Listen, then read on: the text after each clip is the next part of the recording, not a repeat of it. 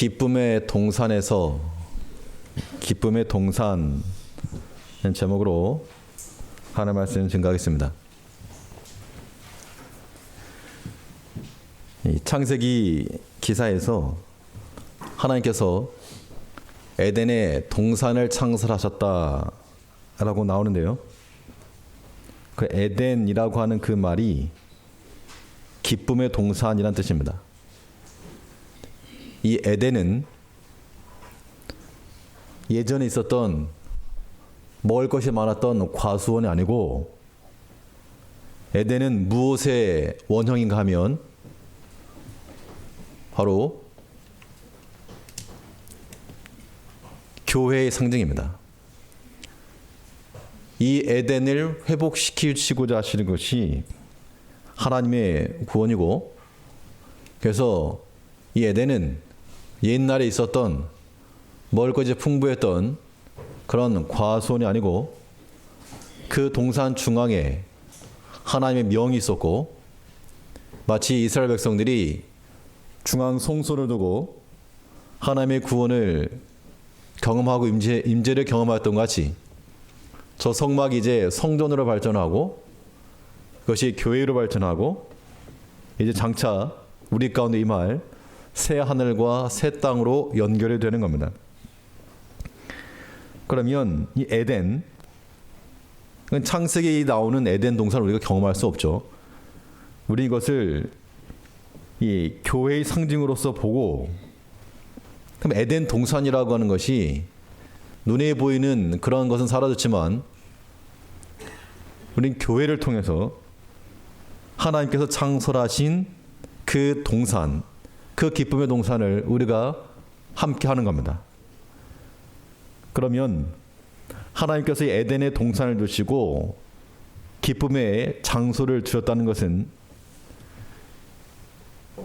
이 교회를 통해서 우리 믿음의 성도들이 또한 기뻐하며 살아가야 될 것을 말하고 있는 겁니다. 그래서 에덴의 회복이라고 하는 것은 창조와 구원의 즐거움 속에서 살아가는 것을 말하는데, 그럼 어떠한 기쁨들을 우리가 누려야 되는가?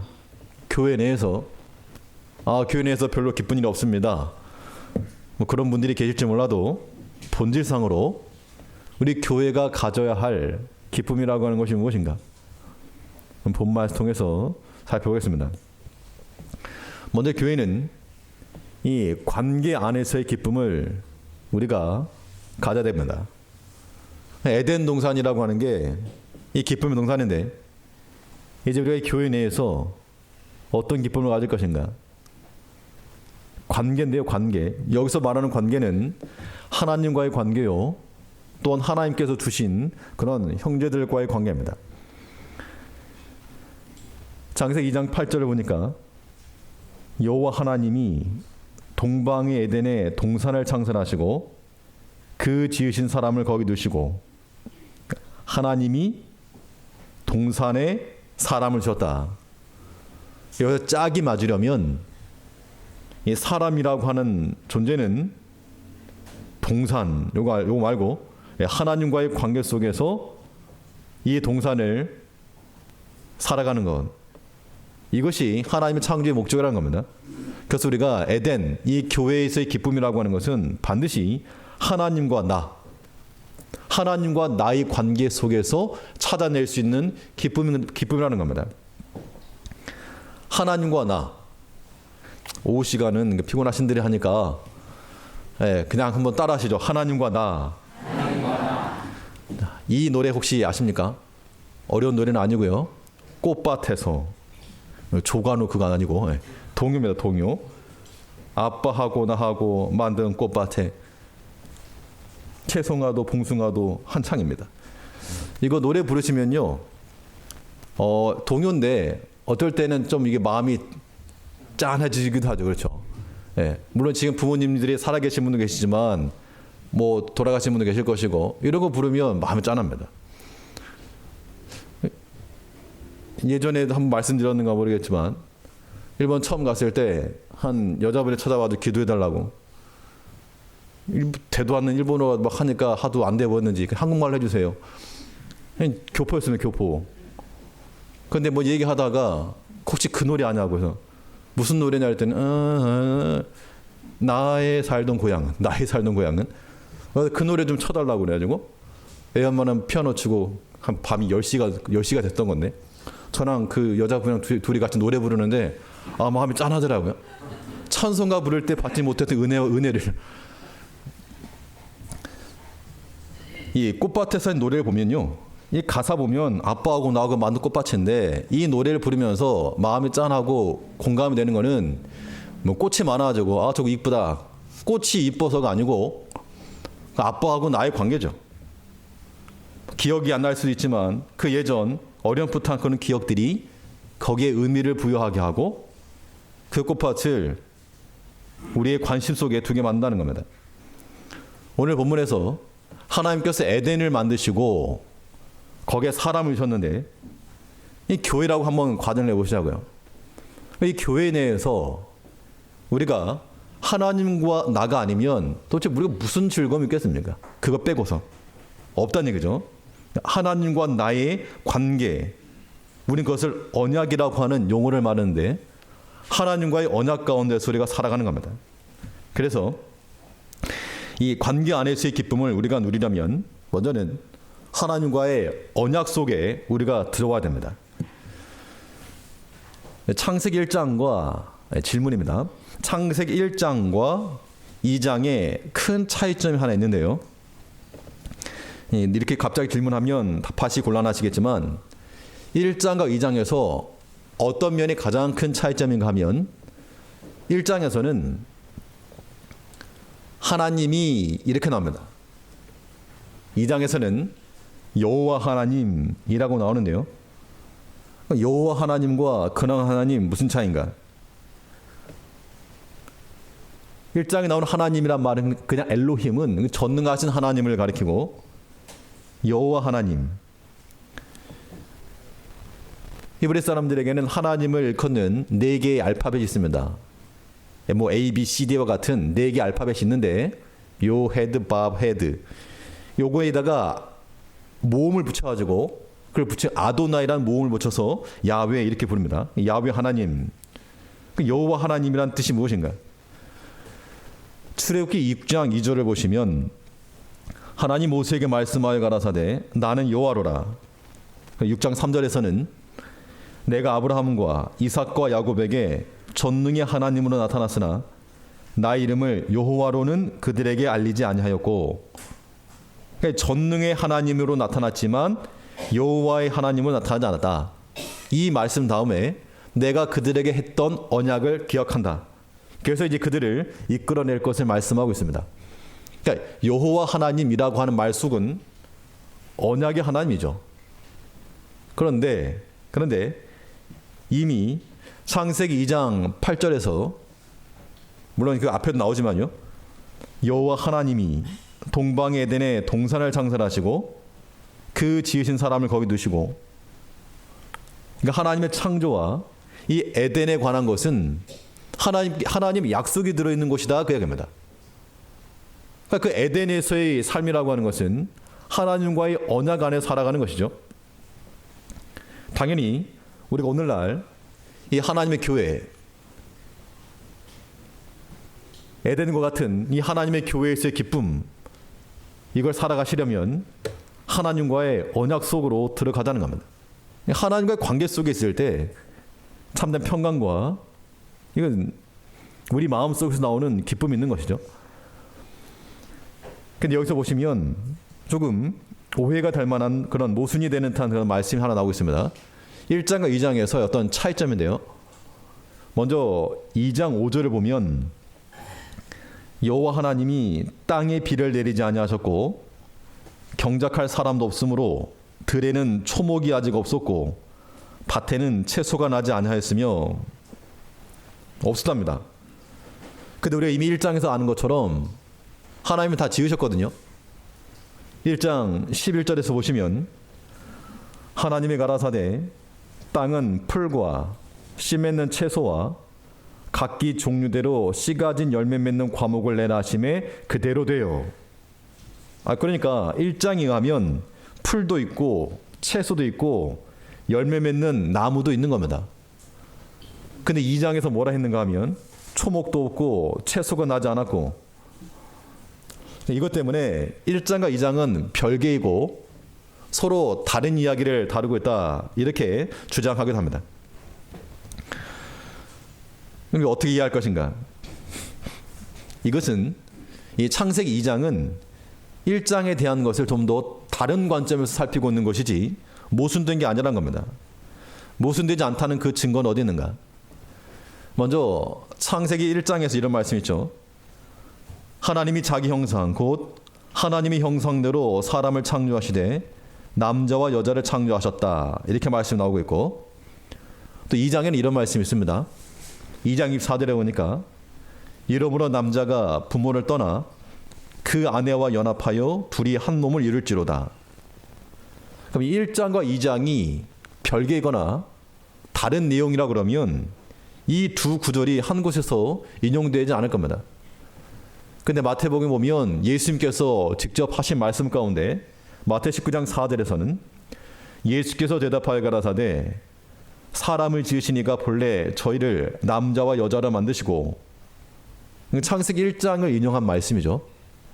그리고 그 바로 5절에서는 말씀하시기를 이러므로 사람이 그 부모를 떠나서 아내에게 합하여 그 둘이 한 몸이 될지니라 하신 것을 읽지 못하였느냐. 읽지 못하였느냐, 이건 율법 책이죠. 창세기를 가리키는 겁니다. 이건 2장이 기록되어 있거든요. 그러니까 예수님께서 창세기 1장과 2장의 내용을 그대로 인용하고 계신 것을 보면 1장과 2장이 서로 모순되거나 틀렸다는 것이 아니다 라고 우리가 확증할 수 있는 겁니다. 그러면 창세기 2장에서 이거 뭐 초목도 없고 채소도 없고 이걸 어떻게 이해할 것인가? 이것을 이해하는 포인트는 어디 있는가 하면요, 우리 에덴이라고 하는 것이 하나님께서 에덴을 만드시고 거기에 사람을 두셨죠. 그러면 그 사람에게 명하신 게 뭡니까? 에덴에 있는 것들을 잘 관리하고 다스려라, 그 이야기입니다. 그러면 이 관리할 사람이 없으면 어떻게 되죠? 관리할 사람이 없으면 하나님 창조하신 것들을 이거 다스리거나 관리할 사람이 없는 거죠. 그런 측면에서 나지 않았다, 그렇게 말하고 있다는 겁니다. 즉 사람은 하나님이 창조해 놓으신 것에서 다른 모든 것들을 하나님께로 이끌어가야 할 관계자라고 하는 겁니다. 즉 우리가 관계 안에서의 기쁨을 누린다는 것은 하나님과의 언약 안에 살아가는 것이요, 또 우리 주변에 있는 모든 것들을 하나님께로 이끌어가는 그런 관계자로 살아야 한다는 겁니다. 우리가 관계자인 거예요. 아담이 모든 동물들이나 뭐 과목들 다스리는 것처럼 우리도 하나님께서 우리 주신 모든 환경 속에서 하나님께로 이끌어가야 될 그런 관계자라는 겁니다. 이거 전에도 한번 보여드린 사진인데요. 저게 중국에 있는 직경 500m짜리 전파 망원경입니다. 엄청난 예산을 들어서 만들었는데 2년 전 기사예요. 2년 전에 만들었는데 문제가 하나 생긴 겁니다. 성능이 안 좋은 게 아니고 저 전파 망원경을 운용할 사람이 없는 거예요. 사람이. 기술자를 못 구해가지고 이거 사람이 없으면 어떻게 됩니까? 저거 뭐 있어봐야 그냥 산속에 있는 비싼 고철이죠. 물론 지금 뭐 사람을 구했겠죠. 자, 그런 측면에서 오늘 본문 2장 5절을 다시 보시면 한번 같이 한번 읽으시죠. 같이 읽겠습니다. 시작. 여호와 하나님이 땅에 비를 내리지 아니하셨고 경작할 사람도 없으므로 들에는 초목이 아직 없었고 밭에는 채소가 나지 아니하였으며. 그러니까 초목이 없고 채소가 없다라고 하는 것은 1장의 내용과 모순된 걸 말하는 것이 아니고 아직 사람이 있기 전, 경작할 사람이 있기 전에 하나님이 창조하신 것을 다스릴 자가 없었다. 그 이야기인즉슨 이 경작할 사람의 책무와 의무를 지금 말하고 있는 겁니다. 그럼 부연 설명하자면 이겁니다. 그럼 1장과 2장을 그럼 어떻게 이해할 것이냐? 없다 그랬는데, 근데 여기서 쓰인 단어를 하나 유심히 살펴보시면요, 에레츠와 사데라고 하는 단어인데, 에레츠는 말 그대로 땅이란 뜻이고 사태라고 하는 말은 들, 밭 이걸 의미합니다. 창세기 1장에서 하나님께서 채소와 열매 맺는 과목을 내신 것은 땅에서 낸 겁니다. 에레지에서. 근데 2장에서 말하고 있는 바는 그냥 땅이 아니라 말 그대로 경작할, 쉽게 말하면 밭 혹은 들, 조금 제한되고 한정된 공간에서 말하는 거죠. 그러니까 당연히 땅에는 하나님께서 명하셨으니까 났고, 들과 밭은 사람이 경작을 해야 되는데 사람이 없었으니까 나지 않았다. 그 얘기를 하고 있다는 겁니다. 그러므로 우리가 이 에덴에서 사람의 역할이라고 하는 것은 하나님이 만들어 놓으신 것을 다스리고 경작하여 거기서 또한 열매 맺게 하는 것이라는 겁니다. 이제 우리 오늘날 하나님의 교회 내에서 우리가 감당할 몫이 마치 그와 같아서 마치 땅에 초목이 있는 것처럼 이 세상에 다 있습니다. 이제 우리가 경작을 하고 우리가 힘을 써서 열매를 맺혀 나가야 될 것들이 있다라고 하는 것을 말하고 있는 겁니다. 자, 여기서 우리는 관계자라고 하는 측면에서 그런 열매들 맺혀 나가기 위해서요, 우리 경작할 사람들이 되어야 되겠는데, 경작한다, 이 관계자로 산다는 것, 이 관계자라고 하는 것은 곧 연결자가 되어야 될 것을 말하고 있습니다. 그래서 열매를 맺히는 겁니다. 고린도후서 11장 2절을 보면 바울 사도 이런 말했습니다. 내가 하나님의 열심으로 너희를 위하여 열심내노니 내가 너희를 정결한 천으로 한 남편인 그리스도께 드리려고 중매함이로다. 이게 하나님께서 에덴에 사람을 두시고 경작하는 것은 마치 식물과 초목을 내서 채소를 만들어내는 그런 경작하는 것과 같은 그 일이 바울 사도가 한 말과 지금 여기서 이해할 수 있다는 겁니다. 그래서 우리는 하나님 앞에서 하나님의 관계자가 되고 또 사람에게도 관계자가 되어서 하나님께로 이끌어드리는, 연결하는, 창세기 나오는 본문의 말씀들 하면 경작할 만한 그러한 관계자와 연결자 위치로 우리가 서 있어야 한다는 겁니다.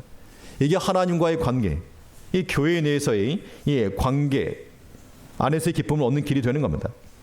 우리가 누군가를 전도한다 그러면 그래서 기쁨이 있는 거죠. 전도하고 나서 속상하신 분 안 계시죠? 누군가가 믿음이 있게 되었다, 참 기뻐하고 감사하고, 우리가 만약 그런 중간에서 그러한 하나님께로 인도하여 경작하는 자가 되었다, 복된 겁니다. 그게 기쁨이죠. 그런 기쁨이 우리 가운데 충만해야 됩니다. 또 이 관계자라고 하는 것은 또 한편으로는 책임자라고 하는 의미가 있죠. 이런 거 많이 보셨을 겁니다. 관계자의 출입금지. 저 밑에 영어로 조그맣게 써 있는 걸 보면요, 요즘 뭐 스텝 온이라고도 하긴 하지만 이 authorized, 이 권위 받는 자들, 허락된 사람들만 들어와라, 그 이야기입니다. 이 하나님의 이 동산, 기쁨의 동산, 허락된 자들, 관계된 자들, 그 사람들의 책임자라는 겁니다. 우리가 아니면 누가 이것을 경작해낼 것인가? 우리 믿음의 성도들이 아니면 누가 하나님의 사람으로 또 이끌어갈 것인가? 그 얘기를 하고 있는 겁니다. 히브리서 11장 40절 말씀에 보면 이런 말씀이 있습니다. 이는 하나님이 우리를 위하여 더 좋은 것을 예비하셨은즉 우리가 아니면 저희로 온전함을 이루지 못하게 하려 하심이니라. 하나님께서 우리를 통해서 하시고자 하신 일이 있는데, 특별히 오늘날 에덴, 하나님의 교회 내에서 우리가 하나님과의 관계 안에서의 기쁨을 누리려면 우리는 그런 사명감과 책임감을 가지고 하나님께로 이끌어드리는, 우리가 아니면 누가 하겠는가? 우리가 먼저 하나님 안에서 기쁨으로 살아야 되고 그 관계 안에 있어야 되고, 또 그 관계 약한 자들은 권하여 강하게 하고, 관계를 깨고 나가는 자들도 권하여 다시금 관계 속으로 들어오게 하는, 우리가 아니면 누가 하리요? 여기 계신 모든 성도들 한 분 한 분이 하나님과의 그런 언약 관계 속에서 살아감으로 속에서부터 솟아나오는 기쁨으로 살아가시고, 관계자인 줄 알아서 안내자요, 중간자요, 책임자인 줄 알고 이 맡은 경작의 사명을 잘 감당해내는 우리가 되어야 되겠습니다. 이 두 번째로, 이 에덴, 이 기쁨의 동산에서 우리가 어떠한 기쁨과 즐거움을 누려야 되는가? 두 번째로 생각해 볼 것은 울타리 안에서의 기쁨이 울타리 안에서의 기쁨. 2장 8절 말씀 보시면 여호와 하나님이 동방의 에덴에 동산을 창설하시고 그 지으신 사람을 거기 두시고, 여기 동산이라고 하는 말이 울타리를 치다라고 하는 그런 말의 근본입니다. 그러니까 동산을 창설했다는 얘기는 울타리를 쳐 놓으셨다, 울타리를 치고 거기에 두셨다, 그 이야기인 겁니다. 하나님께서는 어떤 울타리를 주셨는가? 창세기 2장 16절을 보니까 우리는 하나님 말씀의 계명의 울타리 가운데 거해야 될 것을 말씀하고 있는데, 2장 16절에서 여호와 하나님이 그 사람에게 명하여 가라사대 동산 각종 나무의 실과는 내가 임으로 먹되, 먹어라, 그냥 먹어라. 또 반면 금단의 명령도 주었습니다. 2장 17절에서는 선악을 알게 하는 나무의 실과는 먹지 말라. 내가 먹는 날에는 정령 죽으리라 하시니라. 자, 그래서 하나님의 명령이 두 가지 형태로 주어지게 되는데요. 하나는 적극적 계명으로 적극적으로 행하라. 또 하나는 소극적 계명으로 무엇 하지 말라, 이 얘기입니다. 그러면 우리 적극적 명령과 소극적 명령, 이 모두가 다 우리 삶의 울타리가 되고 또 교회의 울타리가 되어야 한다는 겁니다. 그 안에서 성도의 기쁨과 교회의 즐거움이 있다, 그 이야기인 거죠. 하나님의 말씀 어기고 나서 기쁨과 즐거움이 얻는 겁니다.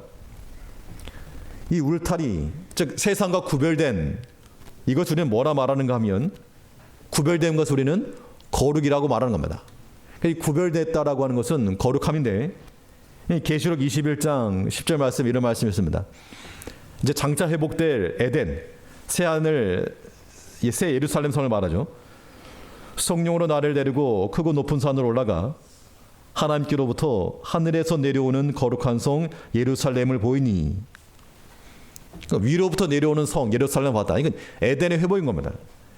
그런데 그 예루살렘 성의 특징이 무엇이었는가 하면, 우리 21장 12절에서는 크고 높은 성곽이 있고, 그러니까 크고 높은 성곽이 있기 때문에 밖과 단절되었다, 그 얘기죠. 구별되었다, 그 얘기입니다. 밖에서 들어오고자 해도 쉽게 들어올 수 없고, 안에서 나가고자 해도 쉽게 나갈 수 없는 그런 구도로 되어 있는 겁니다. 즉 우리가 이 에덴에서, 이 기쁨의 동산에서, 또 하나님의 교회 내에서 참된 기쁨의 신앙생활을 하시려면 어디 안에 거하셔야 됩니까? 계명의 울타리 안에 거하셔야 된다, 그 얘기예요. 하나님 말씀이 우리의 삶의 울타리가 돼서 그 가운데 거하면 우리 마음에 평안이 임한다는 겁니다. 이 울타리라고 하는 것이 우리 삶의 평안이죠. 평안에 대한 보증이요, 담보입니다. 그래서 여호수아 23장 6절에서 이런 말씀이 있습니다. 그러므로 너희는 크게 힘써 모세의 율법책에 기록된 것을 다 직행하라. 그것을 떠나 좌로나 우로나 치우치지 말라. 율법책, 그 주의 말씀이죠. 계명. 떠나지 말고 좌로나 우로나 치우치지 말라, 그 얘기죠. 그러니까 하나님의 계명의 말씀을 떠나는 것은 뭡니까? 우리가 거할 수 있는 평안한 때를 다 버리는 거죠. 강아지가 지금 짐을 싸고 나갔습니다. 우린 저런 형태를 보고 뭐라 그러죠? 집 나가면 무슨 고생? 집 나가면 강아지 고생이죠. 똑같은 거죠. 하나님 말씀 벗어나면 자유로울 것 같죠. 아마 그런 생각 다 하시는 분들 분명 계실 거예요. 내가 그냥 아무도 모르는 데 가가지고 그냥 편하게 예수 믿고 싶다. 그런 생각도 해보셨죠? 저도 해봤습니다, 사실은. 나 아무도 모르는 데 가가지고 조용히 교회 왔다가 조용히 교회 가면 참 좋겠다. 얼마나 속 편할까.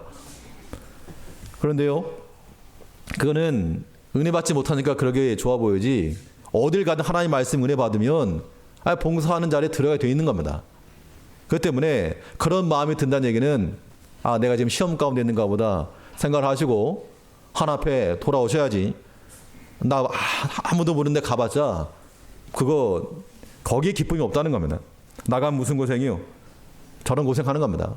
하나님 말씀 떠나면 우리가 고생하는 것이고, 하나님 줄로 지으신 그 구역 떠나도, 울타리 벗어나도 참된 평안 없다는 겁니다. 하나님께서 에덴의 동산을 창설하시고 사람을 거두셨다. 에덴이 하나님의 교회라니까요. 이 교회에 사람을 두시고 성도들 두시고 그 안에서 행하라는, 그 안에서 그 계명의 울타리 속에서 그 말씀 순종하며 나아갈 때 거기에서부터 기쁨이 있다는 겁니다. 하나님의 말씀 지키면서 기쁜 거 경험해 보셨죠? 반대로 하나님의 말씀 불순종하면서 복잡한 것, 그것도 경험해 보셨을 겁니다. 이제 우리의 지나간 시행착오가 충분함으로 울타리 안에서, 계명의 그 울타리 안에서 우리가 참된 기쁨과 평안함을 누릴 수 있는 그러한 삶을 살아가는 우리가 되어야 되겠습니다. 마지막 하나 더. 이 에덴 기쁨의 동산에서 우리는 무엇으로 즐거워하고 기뻐할 것인가? 세 번째는 근원을 얻는 기쁨이 있어야 됩니다. 그러니까 이거 억지로 쥐어짜는 거 아니고 솟아나는 것이 되어야지만이 참된 기쁨이죠. 그러니까 우리가 교회에 있어도 때로는 마음이 기쁘지 않을 때가 있는 겁니다. 아무리 찬송을 불러도 쥐어짜도 안 나오는 거죠. 왜냐하면 내 속에서 안 나오는 거니까. 그럴 때는 하나님 앞에 은혜를 구하고 억지로라도 약 먹어야 됩니다. 억지로라도 말씀 듣고 억지로라도 들어야 돼요. 귀를 닫아버리면 닫고 싶을 때 있으시죠? 그 닫아버리면 유의가 없다는 겁니다. 속에서부터 고쳐져야지 나오는 겁니다. 하나님 앞에서 신앙생활은 솟아나오는 힘에서 시작하는, 솟아나오는 것. 에덴의 특징을 설명하는 가운데 어떻게 보면 조금 문맥상 안 맞는 것처럼 보이지만 이런 표현이 나오고 있습니다. 2장 10절 말씀부터 보면 이 4개의 강이 나옵니다. 2장 10절에서는 강이 에덴에서 발원하여 동산을 적시고 거기서부터 갈라져 4 근원이 되었으니, 그래서 보면 hit데겔, 비손, 기혼, 유브라데 강 4가지가 나오고 있습니다. 첫째 이름은 비손이요, 둘째는 기혼이요, 셋째는 유브라데라. 이런 강이 나오는데 에덴에서부터 발원했다, 근원이 에덴에 있었다, 그 이야기입니다. 이 말인즉슨 우리가 하나님의 교회 내에서 솟아나오는 기쁨이 우리 가운데 있으려면 하나님의 임재를 그 근원으로 삼고 나아가야 될 것을 말하고 있습니다. 하나님 우리 가운데에 임하셔서 거기서부터 나오는 그러한 생명수 강이 흘러나올 때 거기에서 참된 기쁨이 있는 거죠. 그래서 에덴의 회복을 말하는 요한계시록 22장에서 22장 1절 말씀이죠. 또 저가 수송같이 맑은 생명수의 강을 내게 보이니 하나님과 및 어린 양의 보좌로부터 나서, 생명수의 강 흘러나오는데 그 근원이 하나님 또 어린 양의 보좌로부터 났다. 또 2절에서는 길 가운데로 오더라. 강 좌우에 생명나무가 있어 12가지 실과를 맺히되 달마다 그 실과를 맺히고 그 나무 잎사귀들은 만골 소송하기 위하였다. 완성된 예루살렘 에덴이 하나님과 그 어린 양의 보좌로부터 생명수가 흘러나와 이 생명나무, 풍성한 과실을 맺었다, 그 얘기입니다. 이제 우리가 이런 생명 역사가 우리 가운데 있으려면 당연히 하나님과 그 어린 양의 보좌 앞으로 나아가는 겁니다. 말씀의 공급이 있고 기도의 연속이 있고 찬송의 반복이 있을 때 거기에 우리의 기쁨이 있는 것이지, 아무리 인상 쓰고 다녀보십시오. 그거 아무도 좋아 안 합니다. 사람도 안 좋아합니다. 사람도 그럴 때는 인상 쓰고 다니면 사람도 안 좋아합니다. 하나님께서 기뻐하지 않으실 만한 그런 인간적 생각 다 내려놓고 오직 하나님과 그 어린 양의 보좌로부터 흘러나오는 생명수 강을 인하여, 생명수 강 가운데에서 나오는 그 강이 길 가운데를 흐르면서 그 좌우 열을 맺힌다고요. 하나님의 말씀이 우리를 훑고 지나가면 우리 마음이 변화되지 않을 수 없는 겁니다. 우리 마음 가운데 생명 역사가 없고 또 우리 마음 가운데 여전히 메말라 있고, 그러면 하나님의 은혜의 보좌 앞에 이르지 못한 겁니다. 그럼 본인이 문제인 거죠. 우리가 하나님 앞에 은혜 받고 우리 마음이 열리고 우리에게 생명의 과실이 충만하기까지 하나님 앞에 나아가는, 그래서 우리가 하나님의 임재 가운데 거하여 하나님의 임재가 우리 생명의 근원이라는 겁니다. 그 근원을 얻어야 된다는 것이고, 또 우리는 무엇을 근원으로 삼을 것인가 하면 우리 믿음을 근원으로 삼고 나가야 됩니다. 이 믿음이 또한 우리에게서부터 솟아나오는 기쁨과 만족을 주는 것이죠. 예수님께서 이 관련된 내용을 가지고 말씀하시면서 요한복음 7장 38절에서 이 명절 마지막 날에 하셨던 그 말씀입니다. 나를 믿는 자는 성경 이름과 같이 그 배에서 생수의 강이 흘러나리라 하시니, 나를 믿는 자는 그리스도를 향한 그 믿음이 그 배에서부터 생수의 강 흘러나리라. 이건 참으로 우리가 감동하지 않을 수 없는 그 말씀인 거죠. 그러니까 주를 믿고 나아가는 자들은 그 마음에서부터 생명의 강이 흘러나온다는 겁니다. 참된 믿음 안에서.